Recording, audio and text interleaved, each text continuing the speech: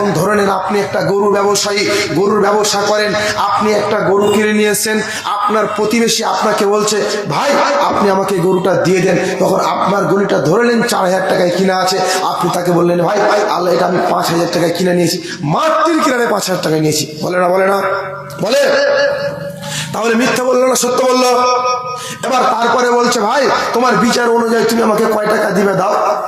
তখন বলছে ভাই তুমি যখন দূর থেকে খেটে নিয়ে এসছো, হয়রান হয়ে নিয়ে এসছো, 500 বা 1,000 টাকা নিয়ে নাও। দেয় কি দেয় না? তাহলে কত টাকা নিল? 2,000। তাহলে তোমরা দেখবে যে তোমাদের ভিতরে যদি এরকম কোনো লোক থাকে মিথ্যে কথা বলে, তাহলে তোমরা বলবে একে একবারে খাঁটি মুনাফিক, মিথ্যুক বলে ভেবে নিও, কোনো সন্দেহ হয় নাই। তারপরে ওয়াদা করলে ওয়াদা ভেঙে চুরচুর করে দিবে, কেমন করে ওয়াদা ভাঙবে, কেমন করে ওয়াদা ভেঙে চুরচুর করবে? আপনি ধরলেন 5,000 টাকা আপনাকে দিয়েছে, বলছে ভাই কালকে গ্যারেন্টি দিয়ে দেবো।